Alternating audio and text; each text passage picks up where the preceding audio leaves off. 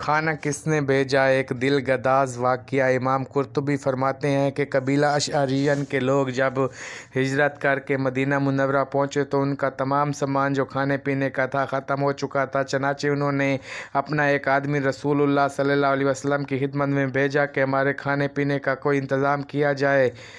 وہ آدمی جب رسول صلی اللہ علیہ وسلم کے گھر کے دروازے پہ پہنچا تو رسول اللہ کی آواز آ رہی تھی جو قرآن پاک کی اس آیت وَمَا مِن دَابَّةٍ فِي الْأَرْضِ إِلَّا عَلَى اللَّهِ رِزْقُهَا کی تلاوت کر رہے تھے۔ یہ آیت سنتے ہی اس کے دل میں خیال آیا کہ جب اللہ تعالیٰ نے ہر ایک کے رزق کا ذمہ لیا تو پھر ہم تو انسان ہیں، جانوروں سے گئے گزرے نہیں، وہ ضرور ہمارے لیے رزق کا بندوبست کرے گا۔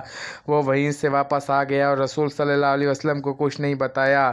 ساتھیوں کے پاس پہنچا تو سب کو بلند آواز سے کہا، ساتھیوں خوش ہو جاؤ، اللہ کی مدد آنے والی ہے۔ وہ سمجھے کہ یہ بندہ چونکہ رسول اللہ کے پاس عرض کرنے گیا تھا اس لیے رسول اللہ نے کھانا بھیجنے کا وعدہ کر لیا ہوگا، لہٰذا وہ خوشی خوشی اپنے کاموں میں لگ گئے اور مطمئن ہو گئے۔ تھوڑی ہی دیر گزری تھی کہ دو بندے ایک بڑا سا برتن لے کر آئے جو گوشت و روٹیوں سے بھرا ہوا تھا۔ وہ دو بندے کھانا دے کر چلے گئے۔ سب نے شکم سیر ہو کر خوب کھایا لیکن اب بھی کافی سارا کھانا بچ گیا تھا۔ انہوں نے سوچا کہ یہ بچا ہوا کھانا رسول اللہ صلی اللہ علیہ وسلم کی خدمت میں واپس بھیج دیں تاکہ بوقت ضرورت استعمال ہو سکے۔